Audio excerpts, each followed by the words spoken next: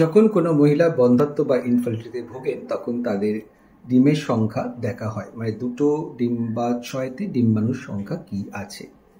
আমি ডক্টর ইন্দ্রনীল সাহা আজকে এই নিয়ে আলোচনা করব যে কি কি পরীক্ষা করলে আমরা সঠিক ডিম্বাণুর সংখ্যা জানতে পারি। প্রথমে দুটো ব্লাড টেস্টের মাধ্যমে এটা জানা যায়। একটা হচ্ছে অ্যান্টি মুলারিয়ান হরমোন বা AMH, এটা মাসিকের যে কোনো সময় করা যায়। AMH কম থাকা মানে ডিম্বাণুর সংখ্যা কম, AMH বেশি থাকা মানে ডিম্বাণুর সংখ্যা বেশি। এই পরীক্ষাটাতে খরচা পড়ে অ্যারাউন্ড ১,৫০০ টাকা থেকে ২,০০০ টাকার মতো। আরেকটা পরীক্ষা হচ্ছে ব্লাড ফর FSH বা ফলিকুলার স্টিমুলেটিং হরমোন।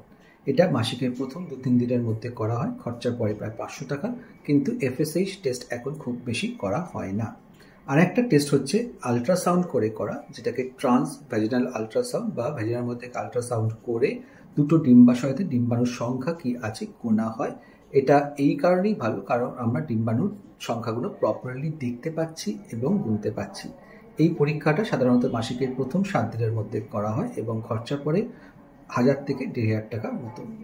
এই পরীক্ষাগুলো করলে আমরা একটা মহিলার ডিম্বাণুর সংখ্যা কি আছে বলতে পারবো, কিন্তু মনে রাখবেন যে ডিম্বাণুর কোয়ালিটি সম্বন্ধে কিন্তু আমরা কিছু বলতে পারছি না।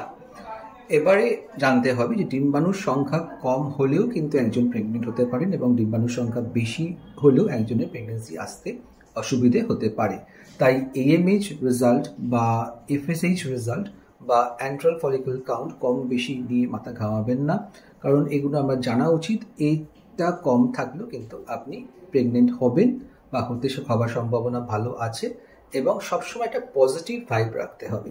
এই টেস্টগুলো করার পরেই আমরা দেখি যে অনেকে মন খারাপ করে যে রেজাল্ট ভালো আসেনি। এই সংখ্যা দিয়ে কখনোই বলা যায় না। আমরা প্রচুর পেশেন্ট দেখি যাদের AMH কম কিন্তু তারা প্রেগনেন্ট হয়ে গেছে। তাই জন্য আমরা এই পরীক্ষাগুলো করি, কারণ ট্রিটমেন্ট প্ল্যান করার জন্য। আবার বলছি, এই পরীক্ষা কিন্তু কখনোই বলতে পারে না যে আপনার প্রেগনেন্সি আসবে কি আসবে না। সব সময় মনে আশা রাখবেন, এই ইনফার্টিলিটি চিকিৎসা যখন চলে তখন কখনোই আপনি আশা হারাবেন না।